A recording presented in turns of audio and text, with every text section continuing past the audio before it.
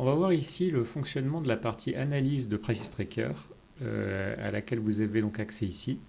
Donc cette partie permet en fait de gérer tout ce qui est crawling. Alors les crawling, qu'est-ce que c'est? En fait ici, dans cette section-là qu'on verra plus tard, vous pouvez ajouter tout un tas de concurrents sur lesquels vous souhaitez faire de la veille tarifaire. C'est-à-dire que vous souhaitez comparer vos prix avec les prix de ces concurrents. Donc dans une première étape, il faut les ajouter et les configurer. Une fois que c'est fait, il y a une autre étape qui va arriver avant d'avoir justement les prix dans la base de données de Price Tracker. Pour cela, il faut crawler ces sites internet. C'est-à-dire que concrètement, il faut envoyer un robot sur toutes les pages du site internet. Il va falloir qu'il les ouvre et il faut qu'il extrait à partir du code source de ces pages les différentes informations, donc principalement le nom du produit, le prix du produit. Voilà. Donc pour ça, c'est géré ici. Alors, les crawlings peuvent être faits de deux manières. Soit vous pouvez les faire vous-même, c'est-à-dire vous les faites sur votre poste ou sur un de vos serveurs. Soit vous pouvez aussi les faire sur le cloud d'Idiatec. Et là, dans la partie analyse, on va voir comment le faire soi-même sur son propre poste. Voilà. Donc, il y a trois étapes. Enfin, voilà, oui, on va dire qu'il y a trois étapes à un crawling. Il y a d'abord l'analyse des concurrents, c'est-à-dire que là, vous avez ajouté plusieurs concurrents qu'on voit ici. Et donc, ces différents concurrents, ils vont être itérés les uns après les autres. Donc, on va d'abord crawler celui-là, puis celui-là, puis celui-là. Là, ici, en fait, on crawlerait que celui-là. Pourquoi? Parce qu'en fait, ici, c'est le seul à être activé. Voilà. Hop. Ensuite, une fois que tous les concurrents sont crawlés, il y a une deuxième étape qui est l'analyse des proximités textuelles. En fait, une fois que le crawling il va être terminé sur les concurrents, vous allez vous retrouver avec une base de données de tous les prix de vos concurrents et de l'autre côté, vos produits à vous. Mais il va falloir aussi à un moment donné faire le matching. Donc ça, on le verra après. Ce sera donc dans correspondance des produits qui est ici, où là, du coup, justement, vous pouvez indiquer quels sont les produits les plus proches. Price Tracker, il va vous aider parce qu'en fait, il a une intelligence artificielle donc, qui se calcule à ce moment-là, à la fin du crawling. Donc c'est toujours dans l'analyse, c'est donc à la fin du crawling, mais c'est toujours dans la même analyse. Il va en fait détecter quelles sont les proximités. Donc pour ça, qu'est-ce qu'il fait? Il vient prendre toute la base de vos produits à vous, il vient prendre la base des produits des concurrents, et pour chaque produit, il va regarder quels sont les plus proches en les testant absolument tous. Voilà. Et ensuite, il vous les affiche ici par ordre de proximité. Vous pouvez squeezer cette étape en faisant ici, ou bien ne faire justement que cette étape en cliquant ici. Et puis à la fin, au niveau de la troisième étape, il va faire tout un tas de petites opérations. Et entre autres, il va du coup mettre à jour l'historique des prix. Donc l'historique des prix, c'est ce que vous avez ici. Voilà. Oui, là, il n'y en a qu'un seul. Ouais, là, on n'a qu'une seule. On n'a pas beaucoup de données ici. Hop. Donc, c'est ce qui permet donc, de mettre à jour les graphiques. Et là, ici, vous pouvez exécuter les règles de prix. Donc, les règles de prix, qu'est-ce que c'est? C'est ce qui vous permet, du coup, d'automatiser les prix de votre site Internet ou par rapport donc, au prix des concurrents, ou bien de vous envoyer des alertes de prix. Voilà, donc ça, ce sera exécuté automatiquement donc à la fin de l'analyse, mais vous pouvez aussi le programmer à intervalles réguliers. Donc pour ça, c'est dans la configuration. Ça, on présentera ça dans une autre vidéo au niveau d'écran. Voilà.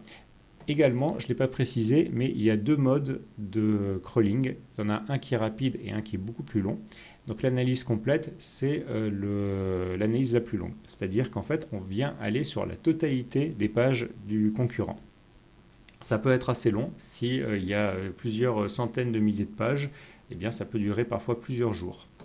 Pour accélérer ça, donc, une fois que on a fait cette étape-là une première fois, parce que l'analyse complète, il faut bien entendu la faire une première fois initialement, on peut passer ensuite plutôt à des analyses partielles. Les analyses partielles, qu'est-ce qu'elles vont faire? Eh bien, une fois ici que vous avez associé du coup des produits, et que vous retrouvez ici donc dans prix des concurrents, eh bien, plutôt que de crawler la totalité du site, on vient venir crawler uniquement les produits qui ont été associés. C'est-à-dire, ce sont les produits qui sont ici. En effet, ce sont les produits qu'on surveille. On va donc revenir uniquement sur les produits qu'on surveille. Voilà. Donc ça permet de faire ça en général. Bon, après, ça dépend combien de produits vous surveillez, mais mettons qu'il y en ait quelques milliers, vous en auriez pour une petite heure. Voilà. Et donc ça permettra en fait de faire ça de manière beaucoup plus, beaucoup plus régulière. Il y a un petit défaut quand même à l'analyse partielle, c'est que justement elle est partielle. Si le concurrent il met en place de nouveaux produits, vous n'allez pas détecter ces nouveaux produits en fait. Donc parfois, de temps en temps, il faut refaire une analyse complète pour avoir les nouveaux produits du coup du concurrent. Notez aussi que pour l'analyse partielle, deux comportements sont possibles. Alors par défaut, on voit ici que pour la mise à jour partielle, il y a cette petite case qui est cochée. Donc là, on est dans la configuration de Prices Tracker, donc, à laquelle vous accédez donc, ici. Quand vous allez dans le gestionnaire de modules et que vous cliquez sur configurer le module Prices Tracker. Si vous décochez cette case, qu'est-ce qu'il va faire? Là, du coup, il ne va pas seulement crawler les produits déjà associés, c'est-à-dire ce sont les produits qui sont en vert ici, il va crawler tous les produits qu'il aura déjà trouvés dans l'analyse partielle. C'est-à-dire, c'est tous les produits qui sont déjà là, tous les produits qu'il a déjà trouvés dans l'analyse complète. Donc, en fait, qu'est-ce qu'on gagne en faisant ça?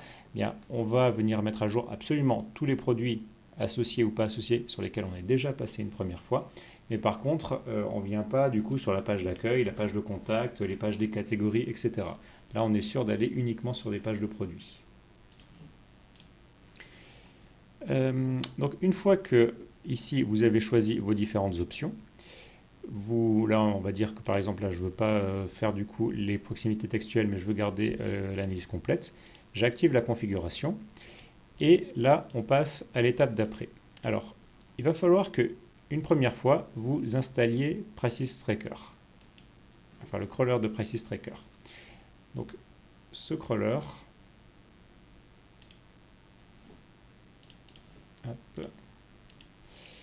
c'est le logiciel donc, qui va vous permettre du coup de crawler du coup les sites.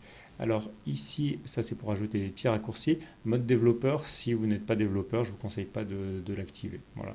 Ça peut être utile s'il y a de la personnalisation à faire sur les scripts, par exemple si vous devez avoir accès à l'assistant. Donc là, je suis le processus d'installation. Voilà.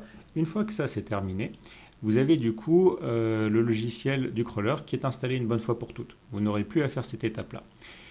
Par contre, ici, chaque fois que vous allez avoir une nouvelle configuration ici, vous allez avoir un nouveau lanceur personnel qui va être paramétré par rapport à cette configuration. Donc le lanceur personnel, qu'est-ce que c'est? C'est un petit fichier en fait qui va intégrer les différents paramètres de votre crawling. C'est-à-dire si vous voulez exécuter des règles de prix, si vous voulez mettre à jour les prix, et puis aussi à un moment donné, quand vous allez ici là configurer du coup des concurrents, vous allez vouloir à un moment donné ici tester les configurations.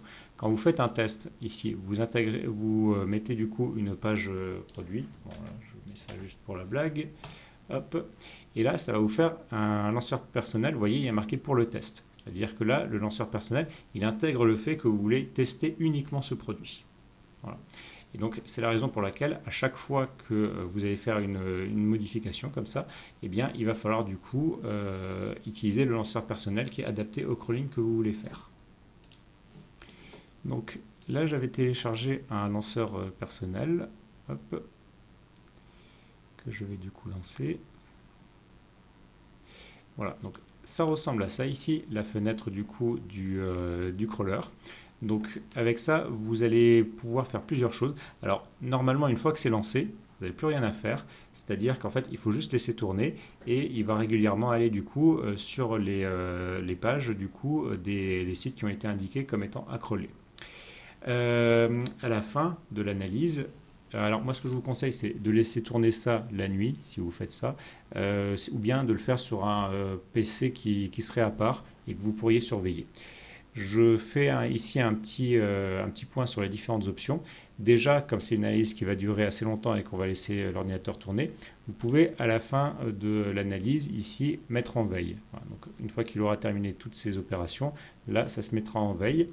Vous pouvez voir ici, là vous pouvez avoir différents rapports. Celui-là il est utile, vous pouvez l'avoir quand vous faites F2. Alors bon là il y a un message qui vient de se mettre, mais en fait vous voyez, ça équivaut à ça. En fait ça vous permet de savoir combien de liens du coup ont déjà été visités, combien du coup sont en attente d'être visités, et combien de produits ici j'ai déjà inséré. L'estimation ici de fin de l'analyse n'est fiable qu'à partir du moment où vous êtes assez avancé dans le crawling. C'est-à-dire qu'en fait, il va juste vous faire une règle de 3 par rapport au nombre d'URL visités, par rapport aussi au temps qu'il a mis précédemment. Mais bon, en fait, cette estimation, elle va vraiment être fiable qu'après. On a parlé ici des liens à visiter, des liens visités. Donc, si vous voulez véritablement voir quels sont les liens visités et les liens à visiter, ici, vous pouvez produire les deux rapports. Et dans le dossier de log, ces rapports, du coup, vont apparaître. Voilà. Donc, ici, là, le log principal, ça, c'est la répétition, en fait, de tout ce que vous avez dans la fenêtre blanche. Voilà, donc en fait c'est la même chose que ce qui est marqué ici, mais donc qui est sauvegardé dans un fichier. Et ici du coup là, vous avez la liste des liens qui sont en attente d'être visités. Et ici, vous avez les liens qui ont déjà été visités. Voilà. Vous pouvez faire un petit peu le ménage dans les liens qui ont déjà été visités si vous voyez qu'il y a trop de liens, ici en peaufinant les liens à visiter. Voilà, on verra ça dans une autre vidéo.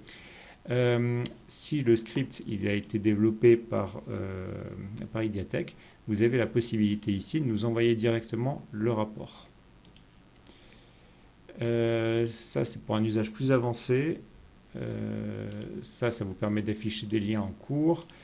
Ça c'est pour intercepter des requêtes ou pour si vous avez des problèmes d'accès. Vous avez la possibilité aussi d'interrompre l'analyse de manière régulière. Donc ici, si je sauvegarde l'état, là la progression est sauvegardée, ce qui signifie que je peux ici quitter le programme, et si je relance du coup le lanceur et que je reviens du coup sur la miss numérique, eh bien il va lancer à partir de 300 URL, il ne va pas relancer du début. Il est possible de faire des sauvegardes de façon régulière sur de faire cette étape-là donc de façon régulière. Tous les X URL, par exemple, on peut faire une sauvegarde de la progression. Et ça, donc, vous devez le configurer dans la configuration du concurrent. Oui, c'est ici. Voilà. C'est ici que ça se configure. Et donc, il faut mettre un chiffre supérieur à 0. Donc, si je voulais que ce soit tous les 300 URL, ici, je mettrais 300. Voilà. Je ne m'étends pas là sur les boutons qui sont ici. Ça, c'est pour mettre à jour le crawler, c'est-à-dire ce logiciel. Mais sachez que la mise à jour, en fait, elle est automatisée.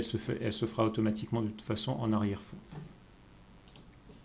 Et donc, à la fin de l'analyse, il vous mettra un message ici, fin de l'analyse, vous pouvez fermer la fenêtre. Et à ce moment-là, du coup, vous pourrez du coup fermer ici la fenêtre. Et puis, l'analyse sera du coup complète. Et ici, vous aurez du coup les produits donc dans correspondance des produits. Si jamais vous ne voyez que des produits en gris et pas de produits en bleu, ça signifie qu'il n'a pas fait du coup l'étape de rapprochement textuel et qu'il n'est pas allé à la fin du crawler. Si vous avez un doute là-dessus, rendez-vous dans les logs. Au niveau des logs, vous allez pouvoir savoir qu'est-ce qui s'est exactement passé.